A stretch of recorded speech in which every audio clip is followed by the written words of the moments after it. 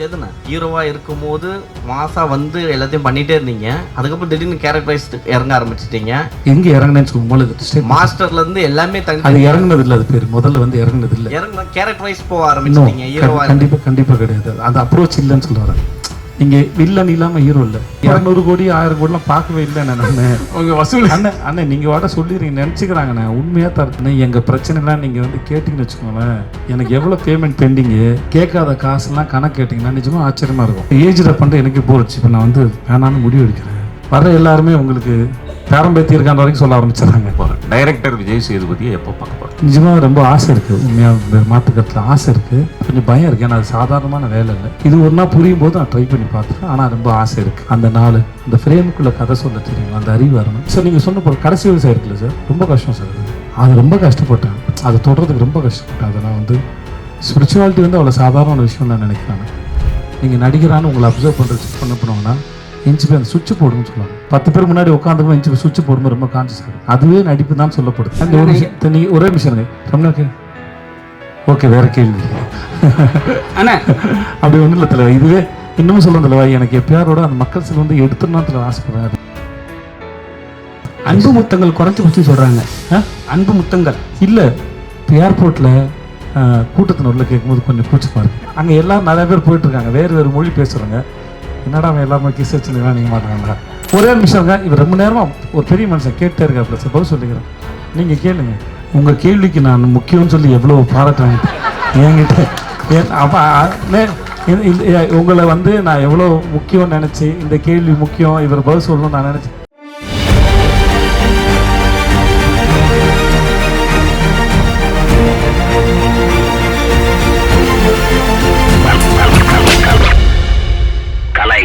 மனிதனாக பிறந்த ஒவ்வொருவனும் அள்ளி அள்ளி பருக வேண்டிய அமிர்தமடாது. எதுண்ணா ஆக்சுவலாக நடுவில் வந்து நீங்கள் வந்து ஹீரோவாக இருக்கும்போது மாசா வந்து எல்லாத்தையும் பண்ணிகிட்டே இருந்தீங்க. அதுக்கப்புறம் திடீர்னு கேரக்டரைஸ் இறங்க ஆரம்பிச்சிட்டீங்க. எங்கே இறங்கினேன்னு சொல்லும்போது மாஸ்டர்ல இருந்து எல்லாமே தனி அது இறங்குனது இல்லை. அது பேர் முதல்ல வந்து இறங்குனது இல்லை. இறங்க கேரக்டரைஸ் போக ஆரம்பிச்சிட்டீங்க ஹீரோவா. கண்டிப்பாக கிடையாது. அந்த அப்ரோச் இல்லைன்னு சொல்ல வரேன். நீங்கள் வில்லன் இல்லாமல் ஹீரோ இல்லை. தீமை இல்லாமல் நன்மையின் அருமை தெரியாது. வெயில் இல்லாமல் நிழல் தெரியாது. அவ்வளோதான் கணக்கே ஒழிய. அது ஈக்குவல், அது பேலன்ஸ். என் கணக்கு அதுதான் ஒழிய. நான் வில்லனாக பண்ணும்போது உங்களை எவ்வளோ என்டர்டெயின் பண்ணுறேங்கிறது ரொம்ப கவனமாக இருந்தேன். நான் வில்லனான் பண்ணி உங்களை போர் அடித்து ரொம்ப அவர்ஷன் க்ரியேட் பண்ணிட்டேன்னா நான் ஹீரோ நடிக்கிற படங்கள் அது பாதிக்கும். ஆனால் நான் வில்லன் அடிக்கும்போது எவ்வளோ தூரம் என்டர்டெயின் பண்ணலாங்கிறது தான் கணக்கு. என்னவாக இருந்தாலும் சரி. அது போகிற போக்கில் பண்ணலன்னு சொல்ல வரேன். வேறு ஒன்றும் இல்லை. இல்லை 50-50 வந்து எல்லாருக்குமே மிக முக்கியமாக தருணமாக இருக்கும். ஏன்னா 50வது படம் என்ன திரும்பி பார்த்தா அது பேசணும் அப்படின்னு இருக்கும். ஏன்னா இங்கே 40க்கு 40 அடித்த மாதிரி உங்களுக்கு 50க்கு 50 அடிக்கணும் அப்படின்ற ஒரு எக்ஸைட்மெண்ட் இருக்கும். அப்படி இருக்கும்பொழுது இந்த கதையில் இந்த 50வது படத்துக்கு இதை சூஸ் பண்ணால் நல்லாயிருக்கும் அப்படின்னு எதை வச்சு நீங்கள் இதை தோணுச்சு? முதல்ல சரி எதுன்னு இங்கே யாருக்குமே தெரியாது. அப்படி தெரிஞ்சால் எல்லாரும் சரியானதை கொடுத்துருவாங்க. மூலம் அந்த கணக்கு எங்களுக்கு தெரியாது. ரெண்டாவது, இந்த கதை கேட்கும்போது ஒரு டேரக்டரோட பேஷன். கதை யார் வேணால் சொல்லலாம். கதை யார் வேணால் அது எடுக்கிறவர்கிட்ட தான் இருக்குது. ஒரு கதையை எப்படி மக்கள்கிட்ட கொண்டு போய் சேர்க்க போகிறோம், மக்களின் ரசனை என்ன, டேரக்டரோட சாய்ஸில் தான் எல்லாமே இயங்குது. அது ஸோ எனக்கு இந்த டேரக்டர் ரொம்ப பிடிச்சிருந்தது. நான் குரங்கு பொம்மையை பார்க்கல. ஷூட்டிங் போகிறதுக்கு ஒரு 4 நாள் முன்னாடி 2 நாள் முன்னாடி தான் படமே பார்த்தேன். அப்போ தான் பார்த்துட்டு அவன்கிட்ட பேசினேன். மற்றபடி டேரக்டர் எனக்கு ரொம்ப பிடிச்சிருந்தது. ஸோ இந்த கதை நல்லா இருந்தது. அப்போது 50வது படமானு சொன்னோம். இவர் சொன்னார், சுதன் சார் சொன்னார், சார் நானே பண்ணிடுறேன் 50வது படத்தை அப்படின்னு. எனக்கு 25வது படமும் நல்லா பண்ணி கொடுத்தார். எனக்கு அவர் மேலேயும் பெரிய நம்பிக்கை இருந்தது. ஸோ அப்படி தான் அமைஞ்சது. இது எந்த பிளானும் இல்லை. அப்புறம் எனக்கு வந்து 50வது படம் நல்லா ஓடணும்னு நினச்சா அப்போ 49 51வது படம் என்ன எல்லா தயாரிப்புகளும் பணம் போட்டு எடுக்கிறாங்க. ஸோ எல்லா படமும் ரொம்ப முக்கியமான படம் தானே ஒழிய 50ங்கிறது ஒரு இந்த கடந்த அந்த பாதையை ஒரு ஞாபகப்படுத்துறதுதான் தெரியல. அதை தாண்டி வேறு உண்மை கிடையாது. எனக்கு அந்த எண்ணம் கிடையாது 50 நடிச்சிடணும், 100 பெருசாக ஓடிடணும். அப்படி பார்த்தா சீதக்காதிக்கு மாதிரி ஒரு படத்தை 25வது படம் செலக்ட் பண்ணியிருக்க மாட்டேன். அந்த படம் வந்து நான் வர்றது 1/2 மணி நேரம் தான் வரேன் நான். ஆனால் ஒரு ஆர்ட் ஃபார்மோட ரெப்ரஸன்டேட்டிவ் அந்த கேரக்டர். கலை எந்த பாகுபாடும் இல்லாமல் எந்த வீட்டு பிள்ளையின் மீது கூட அது இறங்கும் அப்படிங்கிறது அந்த படம் சொல்ல வருது. அதுக்கு பணமோ பேரோ புகழோ பரம்பரையாக வர அறிவோ தெரியாது. எங்கே வேணால் இறங்கும் தான் அந்த படம் சொல்ல வந்தது. அப்படிப்பட்ட ஒரு படம் 25வது படமாக இருக்கிறதுல நான் பெருமை கொள்கிறேன். அது அந்த படத்தை நம்பினார்ல ஒரு தயாரிப்பாளர். அது வியாபார ரீதியாக பெருசாக போகாதுன்னு அவருக்கும் தெரியும். ஆனால் நல்ல படம், அது என்டர்டெய்னிங்கான ஃபிலிம் தான் அது. ஆனாலுமே அதை நம்பினார்ல அது அவருடைய நம்பிக்கை. எனக்கு அந்த மாதிரி படம் கிடைச்சது எனக்கு பெரிய சந்தோஷம். வேற டைரக்ட் சார் ஆக்சுவலாக மகாராஜான்றது எப்பயுமே வந்து ஒரு அங்கே ஒருத்தர் கோல்டு அந்த மாதிரி தான் எதிர்பார்ப்பாங்க. பட் ஆனால் நீங்கள் மகாராஜாவில் ஃபுல்லாக பிளட்டாகவே இருக்குது. இது கவித்துவமாலாம் ஆன்சர் பண்ண தெரிலண்ணே, கதைக்கு தேவைப்பட்டுச்சு வச்சுட்டேண்ணே. 50வது படம், ஒரு 5 மகாராணிகளாவது மகாராஜுக்கு இருக்கணும்ல. எனக்கு அது கொஞ்சம் வருத்தமாக இருந்தது. மகாராஜானா மகாராணியோட தான் இருக்கும்னு நினச்சேன். அப்போ நாட்டை யார் தான் ஆள்றது? அந்த புறமே கதின்னு ஆகிடாதா? அல்ல, மகாராஜாக்கள் அப்படி தானே இருந்தாங்க. எல்லா மகாராஜா அப்படி இருந்ததுக்கு வாய்ப்பு இல்லை இல்லைன்னு. ரைட்டு. இப்போ 50வது படத்துலேயே அந்த காலத்து மகாராஜா, 75வது 100வது படத்தில் முதல்வர், பிரதமர், கவர்னர், ஜனாதிபதி. அதாவது மகாராஜ் கீழே தான் பதவி. நீங்கள் சொல்கிறது வந்து அது கீழே போயிடுது இல்லையா? இல்லை, இந்த காலத்துக்கு அண்ணே மகாராஜாங்கிறது அப்படி யோசிச்சு வைக்கல. எனக்கு இந்த படத்துக்கு மகாராஜான் வச்சதே வந்து ஒரு சாமானிய, அவன் முடித்திருத்தும் தொழிலாளி, அவனுக்கு மகாராஜான் பேர் வச்சு அவனை அந்த சீட்டை சிம்மாசனம் ஆக்கினது இருக்குல்ல, அது நான் ரொம்ப ரசிக்கிறேன். ஸோ அதனால் டைட்டில் வந்து 50வது படம் அப்படி இருக்குன்னு நினச்சி வைக்கவே இல்லை. அது அமைஞ்சு போச்சு. தயாரிப்பாளரும் சுதன் சார் இருக்குன்னு நாங்கள் நினைக்கல, இயக்குனர் இருக்குன்னு நினைக்கல, அது அமைஞ்சு போச்சு. ஸோ அது வந்து ஒரு இதுவாகிடுச்சுன்னு வச்சுக்கோங்க. இந்த மகாராஜா டைட்டில் ஓகே, ஸ்ட்ராங்காக இதாக வேணும்னு ஃபிக்ஸ் பண்ணது எங்கள் ப்ரொடியூசர். ஒரு ரேண்டமாக இருக்கும்போது மகாராஜான்னு சொல்லும்போது இது வச்சுக்கலான்னு சொன்னார். இல்லை யோசிக்கலான்னு ஒரு 3 நாள் இல்லை இதுதான் வேணும் அப்படின்னு சொல்லி ஸ்ட்ராங்காக இது பண்ணது எங்கள் ப்ரொடியூசர் சுதன் சார். பிரேச்சத்தில் தேடுறீங்களோ, மேடையில் ஒரு மாதிரி சொன்னீங்க, ஃபோன் எடுக்க மாட்டேங்கிறாருன்ட்டு. இல்லை அவர் அதையும் மறுத்து பேசல. அவர் ஃபோன் எடுக்கலைங்கிறது உண்மை தான். அவர் காசு கொடுத்து படம் எடுக்க சொன்னாருங்கிறது உண்மை தான். எல்லாம் உண்மையை சொல்லிட்டாப்புல. முக்கியமாக அவருக்கு நிஜமாக நித்தினுக்கு வந்து இன்னும் பேசவோ மறைச்சி பேசவோ தெரியல. நான் சொன்னேன் கொஞ்ச நாள் பழகிடும்டா, இன்டர்வியூலாம் பார்த்து கற்றுக்கூடாது, மற்றவங்க எவ்வளோ பேசணும்னு பார்த்து கற்றுக்கோன்னு சொல்லியிருக்கேன். அப்புறம் சார் விஜய் சேதுபதி சார், அப்புறம் நீங்கள் காது எல்லார் காதையும் நீங்கள் இருக்கிறீங்க, ஆனால் உங்கள் காதில் கட்டு ட்ரெய்லரில். ஆமாம் சார் அதான் சார் படம் வந்து பார்த்துட்டு சொல்லுங்கள் சார்.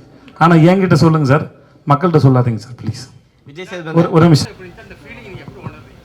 நான் இது இப்போ துபாயில் எல்லா இன்டர்வியூலையும் சொன்னேன், நம்ம மக்கள்கிட்டையும் அதை பகிர்ந்துக்கல, சந்தோஷம் தான் சார். முதல்ல இது நான் சொல்லி சலிச்சு போன கதையாக இருந்தாலும் கேட்குறதுக்கு ஒரு சுவாரஸ்யமாக இருக்குன்னு நினைக்கிறேன் சார். இங்கே ஒரு கம்பெனியில் அக்கௌண்டண்ட்டாக வேலை பார்த்துருந்தேன் சார். அது பேர் GKS enterprises, cement company sir. மாதம் 3500 சம்பளம் சார். இன்னொரு ஃப்ரெண்டு சொல்லி ஹீரோ ஸ்டார்னு ஒரு கம்பெனி இருக்குது, அங்கே துபாயில் வேலை கேட்குறாங்க, அங்கே 12,000 ரூபா சம்பளம்னு சொன்னாங்க, 1000 திர்ஹாம் சேலரி. என்கிட்ட இப்போ பாஸ்போர்ட் இல்லை. நான் வந்து பாஸ்போர்ட் எடுக்கிறதுக்காக அப்ளை பண்ணியிருந்தேன். டைம் ஆகிடும், எனக்கு சீக்கிரம் போகணும், 10 நாளில் ஊருக்கு போகணுன்னு சொல்லிட்டாங்க சார். அப்போ வந்து நானே என்னோடய degree certificate, ration card, contract certificate எல்லாத்தையும் எடுத்துகிட்டு நேராக கமிஷன் ஆஃபீஸ் போய்ட்டேன். அங்கே ஒரு நல்ல மனுஷன் இருந்தார், எனக்கு யாரையும் எதிர்பார்க்கல. ஏன்னா ஏரியாவில் கவுன்சிலர் பார்க்கணும்னு சொன்னாங்க, காசு கொடுக்கணும்னு சொன்னாங்க, கையில் சுத்தமாக காசு கிடையாது, எனக்கு எதுவும் தெரியாது. அப்போ நான் இருந்த ஏரியா ஓகே. அப்போது நான் நேராக எதுக்கு எனக்கு யாரும் தெரியாது போது நான் நேராக கமிஷன் ஆஃபீஸ் போயிட்டேன். அங்கே போய் இந்த டிபார்ட்மெண்ட் கேட்டு உள்ளே இருந்தது ஒரு நல்ல மனுஷன் இருந்தார். அவர்கிட்ட இதெல்லாம் காமிச்சு, சார் குடும்ப சூழல்னால வேலைக்கு போகிறேன், எனக்கு இந்த மாதிரி கேட்குறாங்க சார், சீக்கிரம் போகணும் சார்னு. நல்ல நேரம் அவர் எடுத்தார் அந்த பாஸ்போர்ட் அப்ளிகேஷன் இவ்வளோ வந்துருந்தது சார். அதை எடுத்து என்னோடய அப்ளிகேஷன் எடுத்து, தம்பி நீங்கள் நாளைக்கு காலைல போயிடுங்க உங்கள் ஏரியா போலீஸ் ஸ்டேஷனுக்கு. ஏரியா போலீஸ் ஸ்டேஷனுக்கு போனேன். அவர் வந்து என்னை கேட்டார், உங்களுக்கு கமிஷன் ஆஃபீஸில் ஆள் தெரியுமான்னு. எனக்கு யாரும் தெரியாது, ஆனால் எனக்காக அவர் சொல்லியிருக்காரு. பாஸ்போர்ட் கிடச்சிது, வாங்கிட்டு ஊருக்கு போனேன். ஒரு கவர் கொடுத்துருந்தாங்க, அந்த கவரை பார்த்து பட்டேல்னு ஒரு தாத்தா வருவார், அவர் கூட்டிகிட்டு போகிறேன்னு சொல்லிட்டாங்க. அவருக்கு 75 வயசு, எனக்கு 20 வயசு. அப்போது அவர் வந்து என்ன 21 வயசு எனக்கு. அவர் வந்தார், விஜய் அப்படின்னாப்புல கூப்பிட்டு போனார். வெளியே வந்தால் பாலைவனத்தில் மழை பெய்யுது. நம்ம துபாயில் பெரிய ஆளாக போகிறோம்டா அப்படின்னு நினச்சி கனவுகளோடு நான் போகிறேன். அங்கேருந்து ஒரு 15-20 நிமிஷம் என்னோடய ரூமு. அது மாதிரி ஒரு 6க்கு 3 பெட் ஒன்று கொடுத்தாங்க. அப்புறம் முடித்தோடனே என்னை நேராக கோயிலுக்கு கூப்பிட்டு போனாங்க. சரி கோயிலுக்கும் போயிட்டோம், கன்ஃபார்ம் ஆகிடுச்சு நான் பெரிய ஆள் ஆகுறதுன்னு சொல்லிட்டு சாமியை பார்த்து அப்புறமா என்னோடய ஆஃபீஸ் போனேன், முதலாளியை பார்த்தேன். ஸோ இப்படி அப்புறம் ஆனால் நான் நினச்ச அளவுக்கு வாழ்க்கை மாறலை. அது ஓரளவுக்கு குடும்ப வறுமைக்கு சூழலுக்கு அது வசதியாக இருந்தது. நான் சம்பாரித்து போனோம், மாதம் 10,000 ரூபா அனுப்பிட்டு இருந்தேன் நான். ஆனால் அங்கே சுற்றினல இப்போ நான் போகும்போது 3 வருஷமும் படித்து முடிச்சோடனே குடும்பம் என் மேலே கொண்டு வரணும்னு நினைக்கிறோம். அந்த கனவுகளோட இளமையாக இருந்த காலம் இருக்குல்ல, கனவு வந்து டெண்டராக இருக்கும். 20 வயசு எல்லாருக்கும் எதையும் சாதிக்க மாட்டேன்னு ஒரு கனவு வந்து டெண்டராக இருக்கும். அதுதான் ரொம்ப ஆழமாக இருக்கும், ஏக்கம் அதிகமாக இருக்கும். அந்த சமயத்தில் நான் சுற்றின தெருக்கள் வந்து துபாயோட தெருக்கள். அங்கே தான் சுற்றிருக்கேன், அங்கே தான் ஏங்கியிருக்கேன். எதையாவது பண்ண மாட்டோமான்னு ஏங்கியிருக்கேன். ஒரு ஆப்கானிஸ்தான் போகிறதுக்கு ஒரு செக்கோஸ்லோவாக்கியா கம்பெனியோட போய் இன்டர்வியூ அட்டன் பண்ணி ஃபஸ்ட் ஒன் செலக்ட் ஆகிட்டேன். அன்றைக்கி எனக்கு சம்பளம் தரதா சொன்னது 75,000 கிடச்சிருந்தா அங்கே தான் போயிருப்பேன். நான் என்னோட அதிகம் படித்தவங்களுக்கு அடுத்த ரவுண்டில் நான் ஃபெயிலியர் ஆகிட்டேன், எனக்கு அது கிடைக்கல. ஸோ இப்போ அதுக்கப்புறம் திரும்பி வந்து பல வருஷம் கழித்து அந்த இடத்துல இப்படி பார்க்கும்போது நான் அதை எதுவுமே பார்க்கல. நான் அங்கே ஏக்கத்தோடு சுற்றின அங்கே ஒரு வெண்டிங் மிஷின் இருக்கும், அந்த காசு போட்டால் தம்ஸ்அப் அந்த கூல்ட்ரிங்க்ஸ் வரலாம், அது வெண்டிங் மிஷின்.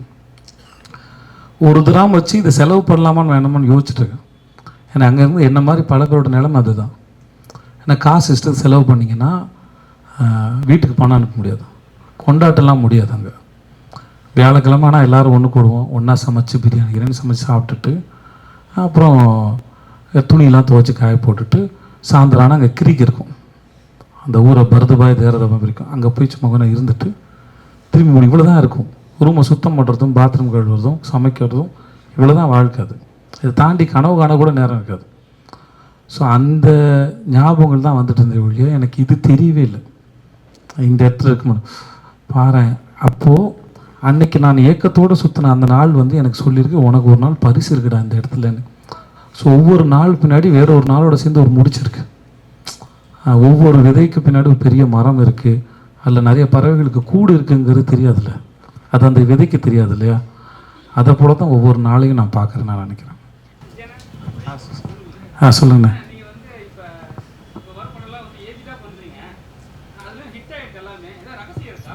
இவ்வளோ ஏஜில் பண்ணுற எனக்கே போர் அடிச்சு. இப்போ நான் வந்து வேணான்னு முடிவு எடுக்கிறேன், எனக்கே போர் அடிக்குது. ஸோ சில சமயம் ரொம்ப நல்லா இருக்குது, கதை அதை நிர்பந்திக்குது. விஷயம் என்ன ஆகிடுதுன்னா வர எல்லாருமே உங்களுக்கு பேரம்பேத்தி இருக்கான்ற வரைக்கும் சொல்ல ஆரம்பிச்சிடறாங்க.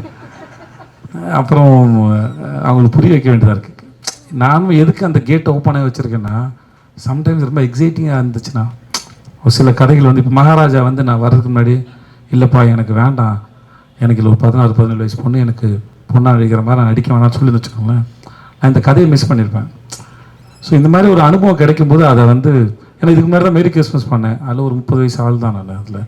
ஸோ நம்ம ஒரு சுதந்திரம் இருக்குல்ல, ஒரு ஆக்டராக நான் வந்து ஒரு லாக் பண்ணிக்காமல் இருக்கிறதுல ஒரு ஃப்ரீடம் இருக்குதா நான் நினச்சிக்கிறேன். நான் அதனால் அந்த கேட்டை இன்னும் திறந்து வச்சுருக்கேன், வேறு ஒன்றும் இல்லை. விஜய் சேதுபதி சார் 50 படத்தில் வெற்றி தோல்வி நிறைய பார்த்துருக்கீங்க, 100 கோடி 200 கோடி 1000 கோடி வரைக்கும் பார்த்துருக்கீங்க. அந்த சமயத்தில் உங்கள் மனநிலை எப்படி இருக்கு அந்த வாரம்?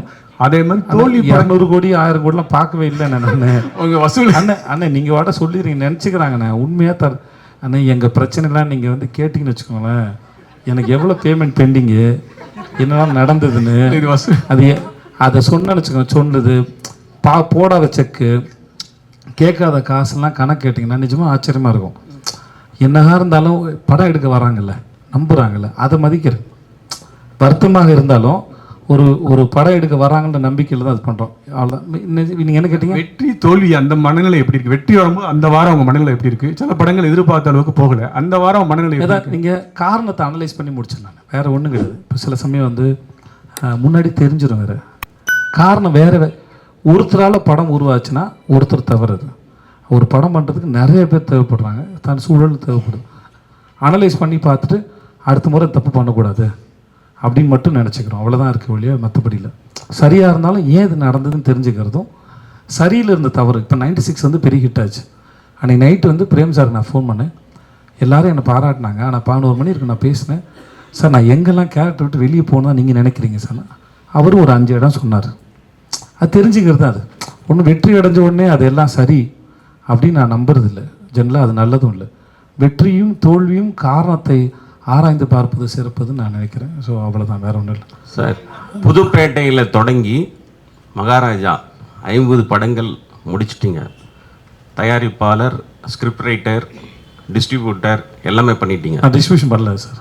இல்லை, மேற்கு தொடர்ச்சி மலை வழங்கின நான் ப்ரொடியூஸ் பண்ண தயாரிப்பாளர். சரி, ஓகே. இப்போ டைரக்டர் விஜய் சேதுபதியை எப்போ பார்க்க போகிறோம்? நிஜமாக ரொம்ப ஆசை இருக்குது, உண்மையாக மாற்றுக்கிறதுல ஆசை இருக்குது. இன்னும் கொஞ்சம் பயம் இருக்குது. ஏன்னா அது சாதாரணமான வேலை இல்லை. இது ஒரு நாள் புரியும் போது நான் ட்ரை பண்ணி பார்த்துருவேன். ஆனால் ரொம்ப ஆசை இருக்குது. எனக்கும் வந்து கதை சொல்ல தெரியணும். அதை அந்த நாள் அந்த ஃப்ரேமுக்குள்ளே கதை சொல்ல தெரியணும். அந்த அறிவு வரணும். சேகரிக்கிறேன். புரியும் போது நான் வந்துடுவேன். அறிவு என்பது ஒரு கர்ப்பத்தை போன்றது. என்னைக்கா ஒரு நாள் டெலிவரி ஆகிடும். அது கருப்பில் வச்சு நான் நினைக்கிறேன். சார் சார் ஹலோ ஐயா சார், இந்த 50 படத்தில் இந்த ஓடிடியில் பண்ணியிருக்கீங்களா நடுப்புறேன், அதுவும் சேர்ந்துருக்கு அதில்? எனக்கு எது ஓட்டிட்டில் வந்ததுன்னு தெரியல. ராஜு அனபில்ல அனுப்பலாமா தெரியல. கணக்கு இல்லை, கணக்கு எதுலாம் சேர்த்து போட்டாங்க தெரியல. அதான் இல்லை, நான் கெஸ்ட் ரூம்லாம் எடுக்கல. என்னென்ன கணக்கு வச்சிருக்காங்க தெரியல. அனபிள் சேர்த்து நான் சேர்ந்துருக்கும் தான் நான் நினைக்கிறேன், தெரியல. பட் ஆனால் கணக்கு ஆளுங்க போடும்போது அது சேர்ந்தா இருக்கா? ஆமாம், சில கெஸ்ட் ரோல்லாம் சேர்க்கல நாங்கள். ஓகே ஓகே, இந்த ஒரு நிமிஷம்.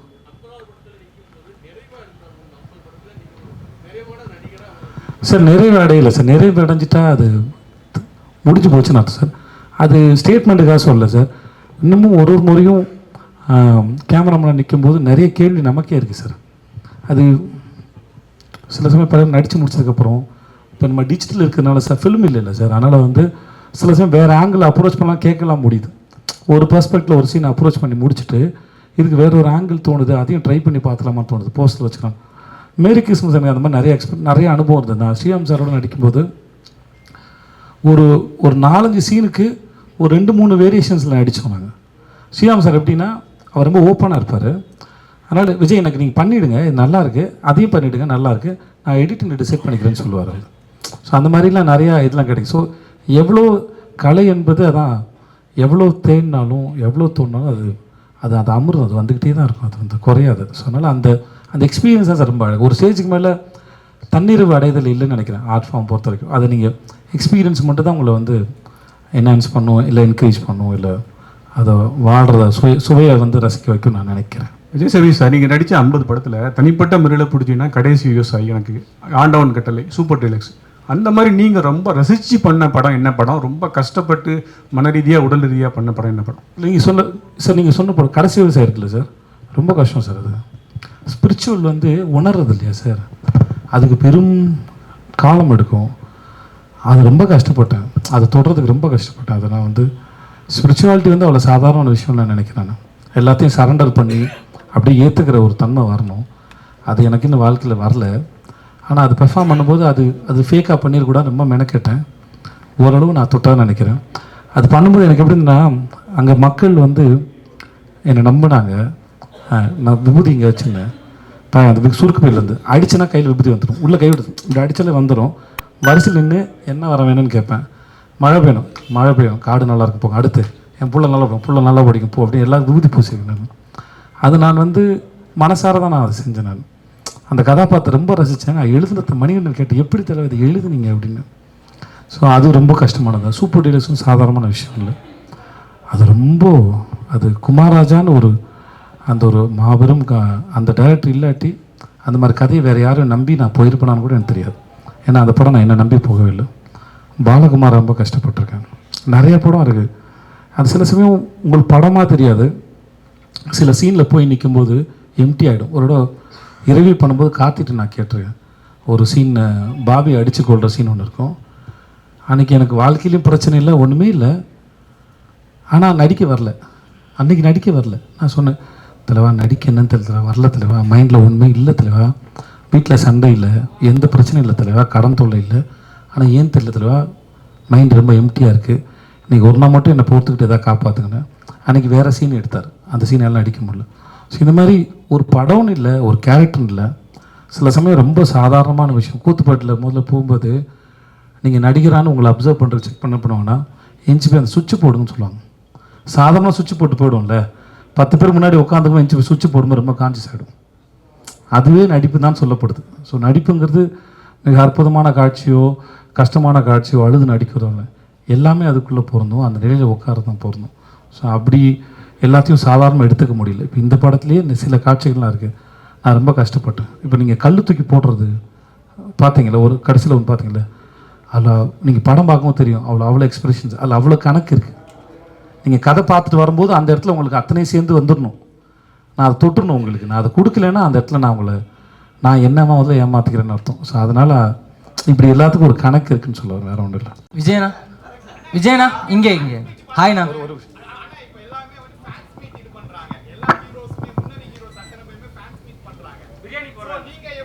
யார், நாகராஜா? ஓகே.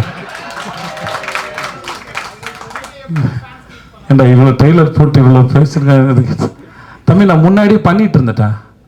2013, 14, 15 பண்ணிகிட்டு இருந்தேன் நினைக்கிறேன். அப்போ எனக்கு வந்து ஒரு ஸ்டேஜில் பயம் வந்துருச்சு. முதல்ல வராங்க, யாருக்காவது அடிபட்டுரும் பயம் வந்துச்சு. அதனால் ஒரு ஸ்டேஜில் நிப்பாட்டிட்டேன் நான். எல்லோரும் வேறு வேறு ஊர்லேருந்து வராங்களா, வேனில் வராங்க, இதுக்காக மற்றவங்க யாருக்கும் அக்கறை இல்லை அப்படி சொல்லி தயவுசெஞ்சு அப்படி எடுத்துக்காதீங்க. என்னுடைய சொந்த பயம் அது. அதனால தான் ஆடியோ லான்ச்சிங்க யாரையும் கூப்பிட்றதில்ல. அங்கேருந்து பாருங்கள் போதுமானதான் இருக்கும், அந்த மாதிரி ஒரு காரணம். அப்புறம் எல்லாரும் பண்ணுறதுனால பண்ணணுமான்னு தெரியல. நான் ஒவ்வொரு ஷூட்டுக்கும் எங்கேயாவது வருவேன் இல்லையா, அந்த ஊர் பக்கத்தில் இருக்கவங்களாம் வந்துருங்க, நான் அங்கேயே ஃபோட்டோ எடுத்து அங்கேயே மீட் பண்ணிக்கிறேன் எல்லாரையும் கம்ஃபர்டபுளாக. நீங்கள் அது வரைக்கும் அவங்கவுங்க வேலையை பாருங்கள் அப்படின்னு சொல்கிறேன். இதுதான் எனக்கு வர என்னோடய ஃபேன்ஸில் வந்து கம்ப்ளைண்ட் சொல்கிறாங்க. நீ கேட்குற அதே எனக்கும் என் ஃபேன்ஸ் கேட்குறாங்க, எதுக்கு எங்களை மீட் பண்ண மாட்டேங்கிறாரு மற்றவங்கள மாதிரின்னு. நான் மீட் பண்ணுறேன், அங்கே வரும்போது மீட் பண்ணிக்கிறேன். இதுக்கும் தனியாக அப்படி ஒன்று பண்ணணுமான்னு ஒரு கேள்வி இருக்குது, அதனால பண்ணுறதில்ல, வேறு எந்த ரீசனும் இல்லை. ஹாய்ண்ணா விஜயனா, இங்கே ஒரே ஒரு கொஸ்டின்.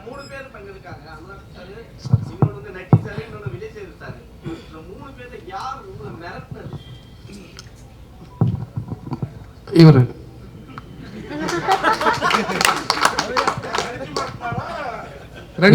ரெண்டும் பண்ணார். விஜயனா, அனுராக் சார். ஆக்சுவலாக இவர் தான் சார் மிரட்டினாப்ல பாருங்க, மிரட்டினா அனுராக் சார். ஆனால் அனுராக் சார் அவர் எப்படிப்பட்ட டேரக்டர் நீங்கள் பார்த்துருப்பீங்க, அவர் கூட வேலை பண்ணணும்னு நினச்சிருப்பீங்க. இப்போ அவர் எப்படிப்பட்ட ஆக்டருங்கிறதும் உங்களுக்கு தெரிஞ்சிருக்கு. சூப்பரான ஆக்டருங்க. அவர் கூட நீங்கள் கதை பண்ணணும்னு ஏதாவது டிஸ்கஸ் பண்ணியிருக்கீங்களாண்ணா அவர் டைரக்ஷனில்? நானே கேட்டேன். நான் மும்பையில் ஒரு ஒரு ஃபங்க்ஷன் இப்போ பார்ட்டியில் ஒன்று மீட் பண்ணோம். அப்போ அவர் படம் கென்னடின்னு ஒரு படம் இருக்குது, பார்க்க வரியான்னு எனக்கு கேட்டார். என்னை முதல்ல ஹிந்தி படத்துக்கு அப்ரோச் பண்ணது அவர் தான், 2016 வாசன் பாலன் ஒரு டாக்டரோடதுக்காக. அப்போது படம் காமிச்சார். நானும் இன்னொரு ப்ரெஸ்ஸில் அவருக்கு ஒரு நண்பர் இருந்திருக்காரு, ரிப்போர்ட்டர், அவரும் நானும் தான் படம் பார்த்தோம். முடிச்சுட்டு 3 பேரும் பேசிட்டு இருந்தோம். அப்போ நான் எனக்கு அந்த படத்தை பற்றின ஒப்பீனியன் சொன்னேன். அது அவர் பிடிச்சிருந்தது. அந்த படத்தில் வந்து கான்ஸில் ஸ்க்ரீன் பண்ணும்போது எனக்கும் தேங்க்ஸ் கார்டு போட்டிருந்தார். இந்த படத்துக்கு நான் அப்ரோச் பண்ணோடனே வந்து எனக்காக பண்ணி கொடுத்தாரு. கதை கேட்கும்போது ஓகே சொல்லிட்டார் இல்லையா, எனக்காக வந்து பண்ணி கொடுத்தாரு. நடிச்சிட்டு இருக்கும்போது ஒரு சீனில் வந்து அவருக்கு ஷோல்டர் வந்து அடிபட்டு ஒரு மாதிரி அவ்வளோ பெருசாக நவத்த முடியல. அப்போது நாங்களாம் வருத்தப்படும்போது அவர் சொன்னார், நல்லவள எனக்கு ஷோல்டர் இதுவாகி வலியாச்சு, அதனால் இந்த கை யூஸ் பண்ண முடியல, அது ஷாட்டுக்கு ரொம்ப நல்லா இருக்குனாரு. அதனுடைய ஒரு டைரக்டராக இருந்தபோது மித்தியில் கொஞ்சம் பயந்தான், கம்யூனிகேஷன் கேப் இருந்தது. எனக்கு ஓரளவு ஹிந்தி தெரிஞ்சனால பேசி நான் அந்த கொஞ்சம் உதவி பண்ணியிருந்தேன். ஆனால் ஒரு டைரக்டராக இருந்தாலும் அவரும் பெரிய டைரக்டரு, அவர் எக்ஸலண்ட்டான டைரக்டரு. அவருக்கு எப்படி சொல்கிறதுன்னு ஒரு நாள் ஒரு நாள் தாங்கியிருப்பேடா, அவன் ஒரு நாள் தாங்கியிருப்பான். பட் ஆனால் ஒர்க் பண்ணும்போது அவர் அவ்வளோ ஸ்பேஸ் கொடுத்ததுனால இவன் நினச்சதை சொல்ல முடிஞ்சது. அவருடைய டெடிக்கேஷனும் ஒர்க் பண்ணுறதும் கடைசியில் நாங்கள் நினச்சிட்டோம் நல்லதாக போச்சு. ஐ திங்க் மம்தா சொன்னாங்க நினைக்கிறேன், மம்தா வீரமையும் சொன்னாங்க. இந்த படத்தில் வந்து எல்லா காஸ்டும் எல்லாருமே சரி, அனுராக் சாப்பிட்லேருந்து எல்லாருமே சரி, இந்த படத்துக்கு அமைஞ்ச ஒரு வரம் தான் அது. சில இந்த குத்துறேன்டா இல்லை நான் பேசுகிறேன் இல்லை. ஸோ இந்த படத்தில் நம்ம என்ன தான் தேடினாலும் சில சமயம் அமையிறது இருக்குல்ல, அது அமைஞ்சது. அது முழுக்க இவனுக்கே போய் சேருது தான், இவனுக்கு கிடைச்ச பாக்கியமாக தான் அதை நான் பார்க்குறேன். இந்த இயக்குனர் பேசுவார் இப்போ.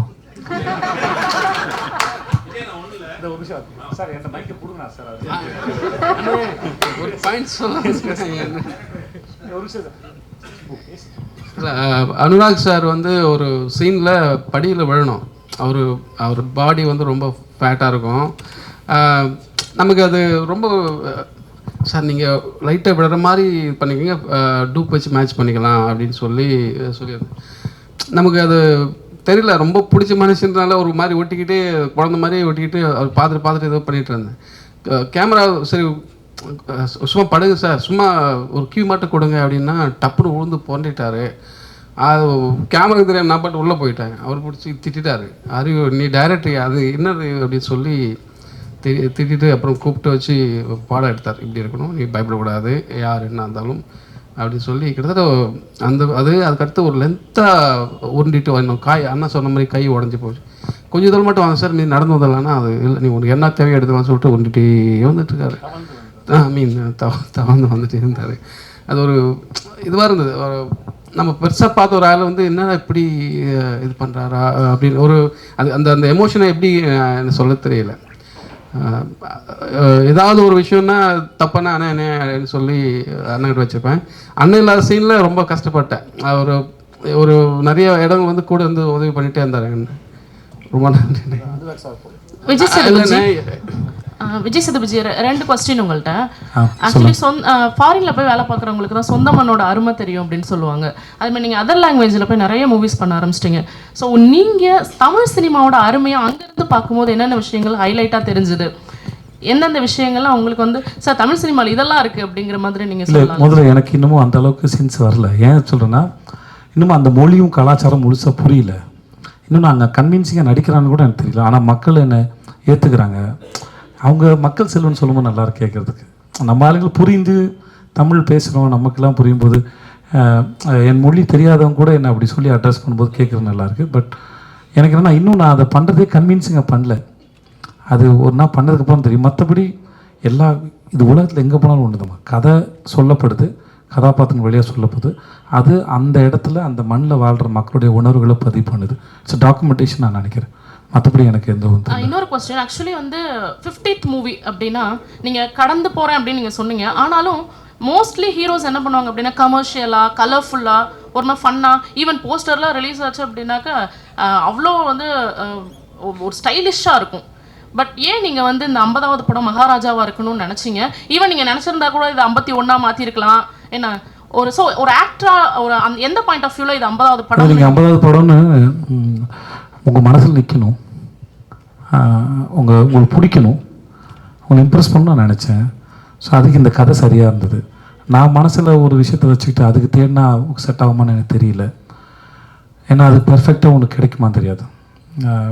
இது தென்கட்சி கோசோம்னு கதையிலே ஒரு கதை கேட்டிருக்கேன். அதில் வந்திருக்கோம். பெர்ஃபெக்ஷன் என்பது உங்கள்கிட்ட யார் எதிர்பார்க்கணும் அவங்க மனசில் ஒரு ஓவியம் இருக்கும். அதை போல் ஓவியத்தை வரைஞ்சிட்டிங்கன்னா அது பேர் பெர்ஃபெக்ஷன் சொல்லுவாங்க அப்படின்னு ஒரு கதை சொல்லியிருப்பாரு. ஸோ அந்த மாதிரி என் மனசில் ஒரு விஷயத்தை வச்சுக்கிட்டு அந்த மாதிரி ஒருத்தர் படம் பண்ண நினச்சேன்னா அது தேடி டயர்ட் ஆகிடும், வயசாகிடும். ஆனால் இவர் கொண்டு வந்து ரொம்ப சிறப்பாக இருந்தது. இதுவே 50வது இருக்கட்டும்னு நினச்சினா அந்த பண்ணது தான். சேதனா இது சார் ஒரு விஷயம் நீ ஒரே நிமிஷம் இருங்க ரம்னாக்கு. ஓகே, வேற கேள்வி. அண்ணா அப்படி ஒன்றும் இல்லை தலைவா. இதுவே இன்னமும் சொல்ல தலைவா, எனக்கு எப்பயாரோட அந்த மக்கள் சில வந்து எடுத்துனா தலைவா ஆசைப்படுறேன். அதுவே பட்டம் வேண்டாம் தான் தோண்டிட்டு இருக்கு. அறிவு வந்துச்சுன்னா பிரச்சனையே இல்லை. அறிவு இருக்கணும், அது பொறுப்பு இல்லை. எவ்வளோ பேருக்காக சேர்ந்து சிந்திக்கிற ஒரு வேலை இல்லையா? அவ்வளோ அசால்ட்டாக நான் எடுத்துக்க மாட்டேன். அதனால் எனக்கு அறிவு வந்துச்சுன்னா நான் ஓப்பனாக சொல்கிறது எனக்கு எந்த ஆட்சேபனையும் இல்லை. எனக்கு அதை பற்றின சென்ஸ் இருக்கும். ஆமாம், இவ்வளோ பேருக்கு பதிலாக நம்ம முடிவு எடுக்கிறோம், அவங்க வாழ்க்கை தீர்மானிக்கிறோமோ, ஏதோ ஒரு பொறுப்பு இருக்குன்னா அதுக்கான சிந்தனையும் அறிவும் அரசியலும் தெரிஞ்சால் மட்டும்தான் நான் செய்யணும்னு நினைக்கிறேன். மற்றபடி வேறு யார் மேலேயும் எனக்கு எந்த ஒரு ஒப்பீனியன் கிடையாது. செல்வண்ணா என்ன இங்கே என்னன்னா இப்போ வந்து இன்னும் 2 கேள்வி முடிச்சுக்கலாமா? இப்போ வந்து சேதுனா வந்து 2 வருஷத்துக்கு முன்னாடி வந்து ரொம்ப சோஷியலாக இருப்பாங்க, எல்லாரையும் வந்து டக்குன்னு மீட் பண்ணுவாங்க, அதெல்லாம் ஒரு விஷயம் போயிருந்தது. இப்போ வந்து சமீப காலமாக வந்து உங்களை மீட் பண்ண முடியல, உங்களை வந்து ஏதாவது ஒரு ஃபோட்டோ ரிலீஸ் பண்ணுறது கூட கொஞ்சம் கஷ்டமாக இருக்குது அப்படின்னு சொல்லிட்டு ஒரு டூ வீக்ஸ் முன்னாடி, ஒரு லாஸ்ட் வீக் முன்னாடி கூட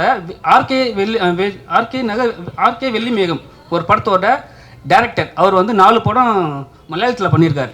அவர் வந்து உங்ககிட்ட வந்து ஒரு டைமும் உங்கள் சைடில் கேட்குறாங்க, யாரும் வந்து ரெஸ்பான்ஸ் பண்ணலையா? அவர் என்ன ஒரு வார்த்தை சொல்கிறாருன்னா, அவர்கிட்ட என்னங்க ஒரு ஃபோட்டோ தாங்க கேட்க போகிறோம், 4 சென்ட் இடமா கேட்க போகிறோம்னு சொல்லிட்டு வெளி மாநிலத்துலேருந்து வந்து உங்களை வந்து கொஞ்சம், ஆனால் வந்து உங்களுக்கு ரொம்ப பிடிச்ச ஒரு டேரக்டர். அவர் என்ன சொல்கிறாருன்னா, எனக்கு ரொம்ப பிடிக்கும், வேறு யாரையும் நான் மீட் பண்ணவே போகலை, அவரை மட்டும் நான் போய் பார்க்கலான்னு போகிறேன், உங்கள் சுற்றி உள்ள ஆளுகள் வந்து யாரும் மீட் பண்ண விட மாட்டார். அவர் ஒரே வார்த்தை சொல்கிறார், நான் அவர்கிட்ட வந்து 4 சென்ட் இடமா கேட்க சொல்லுமா? சொல்லுங்கள். 4 சென்ட் என்ன தெளிவாக சொன்னதை நான் புரியும். அதான் எனக்கு புரிஞ்சு இல்லை, அது புரிஞ்சிச்சு. நான் இதுக்கு பதில் ஒன்றும் இல்லை. ஏன்னா ட்விட்டரில் போய் பார்த்தீங்கன்னா தெரியும், என் படங்களோட மற்றவங்க படம் தான் அதிகம் ரிலீஸ் பண்ணியிருப்பேன். நீங்கள் கம்பேர் பண்ணி பாருங்கள். இது இன்னொரு ஹீரோவுடைய வேறு யாராவது, நீங்கள் நான் பேர் சொல்லக்கூடாது, வேறு ஒரு 5-6 ஹீரோக்கள் யாராவது எடுத்துக்கோங்க, அவங்க எவ்வளோ மற்ற படங்கள் ரிலீஸ் பண்ணியிருக்காங்க, நான் எவ்வளோ ரிலீஸ் பண்ணியிருக்கேன்னு பாருங்கள். அப்புறம் ஒரு ஸ்டேஜுக்கு மேலே நான் வர எல்லாத்தையும் பண்ணிகிட்டு இருந்தேன், சிலது வந்து நல்லா இல்லாததையும் பண்ணிகிட்டு இருந்தேன். அப்போ சில பேர் கம்ப்ளைண்ட் பண்ணாங்க, நீங்கள் பண்ணாதீங்க, அதை நம்புகிறோம் நாங்கள் அப்படின்னு சொன்னாங்க. அதனால் ஓரளவு எங்களுக்கு பிடிச்சதை பண்ணிகிட்டு இருப்போம். 2வது அண்ட் 3வது இவங்க சொன்னோன்னே மீட் பண்ண முடியாத சூழல் எல்லாருக்கும் இருக்கும்ல. நான் ஊரில் இருந்துருக்க மாட்டேன், வெளியே போயிருப்பேன், ஏதாவது ஒன்று இருக்கும் இல்லையா. அவர் எப்படி அவர் வேலைகள் பிஸியாக இருப்பாரோ அந்த மாதிரி நானும் என்னோடய வேலைகள் பிஸியாக இருப்பேன். நிறைய பேர் நிஜமாக நேரம் கிடையாது தான், இருந்தாலும் நான் மீட் பண்ணி சந்தித்து ஃபோட்டோ எடுத்து தான் இருக்கேன். அதுக்கு உதாரணமாக நீங்கள் கடந்த 1 மாதமாக, ரொம்ப நாள் முன்னாடி போனேன், கடந்த 1 மாதம் இல்லை 2 மாதமாக நான் எத்தனை படங்கள் ரிலீஸ் பண்ணிருக்கேன்னு பார்த்தீங்கனாலே உங்களுக்கு தெரியும். என் நண்பர் ஒருத்தர் வந்து அவருடைய இது ரிலீஸ் பண்ண சொல்லி கொடுத்தாரு. நான் போஸ்டர் பார்த்தேன், போஸ்ட் நிஜமாகவே எனக்கு கன்வீனியன்ஸிங்காக இல்லை, ஆனால் இந்த படம் வேணாமே அப்படின்னு அவர்கிட்ட சொல்லியிருக்காங்க. ஸோ எனக்கு பிடிக்கணுங்கிறது தான் கணக்கே ஒழிய மற்றபடி சினிமாவில் இருக்கிறதுனால என் படத்தை மட்டும் ப்ரொமோட் பண்ணணுன்ற அவசியம் எனக்கு கிடையாது. என்னுடைய பாப்புலாரிட்டி இன்னொரு படத்துக்கு ஓரளவு லிஃப்ட் பண்ணணுன்னா அதை செய்யணுங்கிறது தான் எண்ணம். நீங்கள் சும்மா செக் பண்ணி பாருங்கள், அது நான் சொன்னால் நல்லா இருக்காது. அன்பு முத்தங்கள் குறைச்சி பிடிச்சி சொல்கிறாங்க. அன்பு முத்தங்கள் இல்லை, இப்போ ஏர்போர்ட்டில் கூட்டத்தினரில் கேட்கும்போது கொஞ்சம் கூச்சமாக இருக்குது. நீங்கள் ஷூட்டிங் ஸ்பாட்னா பரவாயில்ல, ஏர்போர்ட்டில் கேட்கும்போதெல்லாம் அது இப்போ அங்கே உட்காந்து எல்லாம் கொடுத்துருமில்ல. அங்கே எல்லோரும் நிறைய பேர் போயிட்டுருக்காங்க, வேறு மொழி பேசுகிறவங்க. என்னடா அவன் எல்லாருமே கிஸ் வச்சுருந்தா நீங்கள் மாட்டாங்களா, அது தவிர வேறு ஒன்றும் இல்லை. சேதனா ஒன்றும் இல்லை. ஆக்சுவலி நான் வந்து ஒரு 2K கேட்டேன். ஸோ எங்களை மாதிரி இருக்கிற எல்லாருக்குமே ஒரு சின்ன ஆசை, அதை நான் உங்ககிட்ட கேட்கணும் அப்படின்னு ஆசைப்பட்றேன். ஸோ இதற்கு தானே ஆசைப்பட்டாய் பாலகுமாரா, நடுவில் கொஞ்சம் பக்கத்துக்கான அந்த மாதிரி படங்கள்லாம் இப்போது நாங்கள் எல்லாருமே பயங்கரமாக எக்ஸ்பீரியன்ஸ் பண்ணுறோம், ரொம்ப பிடிச்சிருக்கு. ஸோ ரீசெண்டாக அந்த மீம் பேஜஸில் நீங்கள் பார்த்துருப்பீங்கன்னு நினைக்கிறேன், அந்த சாங்ஸ் எல்லாம் ரெகுலராக போட்டுட்ருக்கேன். ஸோ அந்த மாதிரி படம் உங்ககிட்ட இருந்து எப்போ நான் எதிர்பார்க்கலாம் அடுத்து? எனக்கு இதற்கு தானே ஆசைப்பட்ட மாதிரி எனக்கு ஏதாவது ஒரு படம் வேணும். இல்லை சார், நானும் எல்லாருக்குமே இல்லை, நானும் எதிர்பார்க்குறேன். இல்லை என்ன, நீங்கள் அந்த படம் நடிக்க ரொம்ப ஜாலியாக இருக்கும், இன்ஹிபிஷன்ஸே இருக்காது, நீங்கள் வந்து ஜாலியாக இருக்கும். எனக்கு அம்மை இல்லை, இப்போ பாலகுமாரன் வந்து அமைஞ்சது, அம்மையினும் அதான் சொல்கிறேன், அம்மையினும் அது. இப்போ எழுதுனவங்க மட்டும் நம்பினா பத்தாது, நடிக்க போகிற நான் நம்பினதான் என்னை நம்பி படம் பார்க்க வர உங்களுக்கு நான் சரியாக கொடுக்க முடியும்னு அர்த்தம்.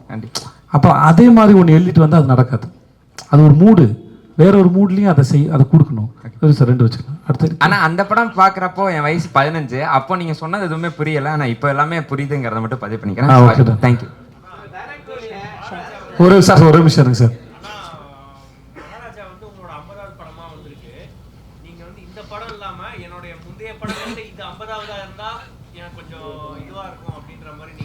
இல்லை, அப்படி எதையும் யோசிக்கலாம், நிஜமாக யோசிக்கலாம். எனக்கு அதான் 50ங்கிறது உங்களுக்கு தான் ஜென்ரலாக நம்பர் தானே ஒழிய, நான் அதை பெருசாக கன்சிடர் பண்ணல. எல்லா படத்தோட வெற்றி முக்கியம். கடைசியாக முடிச்சுக்கலாம் சார். சார் ரொம்ப நேரம் அது கேளுங்க சார், ஒரே நிமிஷம்ங்க. இவர் ரொம்ப நேரமாக ஒரு பெரிய மனுஷன் கேட்டே இருக்காப்புல சார், பதில் சொல்லிக்கிறேன், நீங்கள் கேளுங்க. மொத்தமாக வெள்ளை கலர் டை அடிச்சு வந்துருக்கீங்கன்னு நினைக்கிறேன், இல்லைண்ணே?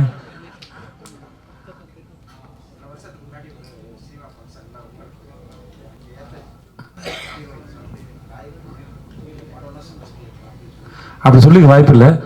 இல்லை, இதனால சொல்லிக்க மாட்டேன், அவங்கள ஒர்க் பண்ணுறது கம்ஃபர்டபுள்னு சொல்லியிருப்பேன். அது எப்படி சொல்ல முடியும் அவங்களோ? ஓகே, உங்கள் கேள்விக்கு நான் முக்கியம்னு சொல்லி எவ்வளோ பாராட்டுறேன் என்கிட்ட. உங்களை வந்து நான் எவ்வளோ முக்கியம்னு நினச்சி, இந்த கேள்வி முக்கியம், இவர் பதில் சொல்லணும்னு நான் நினச்சேன். இது வந்து இதெல்லாம் நியாயமா? ஓகே, எல்லாரும் நான் சொல்கிறேன், என் கூட இப்போ மம்தாவாக இருக்கட்டும், அபிராமியாக இருக்கட்டும், இல்லை என் கூட ஒர்க் பண்ண அத்தனை பேருடைய நான் ரொம்ப ரொம்ப அழகான ஒரு அனுபவம் எனக்கு இருக்குது வேலை செஞ்சதில் வந்து. அதனால் யாருக்கும் குறைச்சது இல்லை. ஸோ அந்த மாதிரி நினைப்பு எனக்கு கிடையாது. வேண்டாம் ஒரு விஷயம்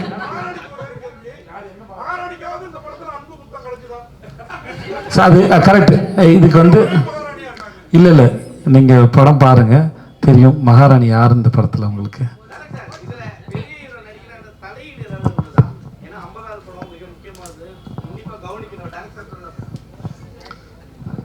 அதெல்லாம் இல்லைங்க, எனக்கு நான் எல்லாருக்கிட்டையும் சொல்கிறது தான், எனக்கு இந்த கம்ஃபர்டபுள் வேணும், நான் எல்லாத்தையும் சொல்லணும். நான் இப்போது சேதானங்கிட்டலாம் என்ன வேணால் சொல்லுவேன், ஆனால் இது பாருனே தெரில. நான் எனக்கு இந்த கொடுத்து வாங்கல் ரொம்ப பிடிக்கும். ஒரு இந்த மாதிரி சீனை வந்து சொல்லுவேன், அவர் அதை கேட்டுப்பார், அவர் ஒன்று கொடுப்பாரு, மறுபடியும் நான் அதில் கரெக்ட் 2 பேர் சேர்ந்து கொலாபரேட் பண்ணி ஒர்க் பண்ணுவோம். அது அப்படி தான், மற்றபடி எனக்கு எந்த சார் எனக்கு கொடுத்து பரிசு கொடுத்ததுக்கும் 50 படத்துக்கு என்னை பாராட்டு தெரிவித்த சங்கத்தை சார்ந்த அத்தனை பேருக்கும் ரொம்ப நன்றி.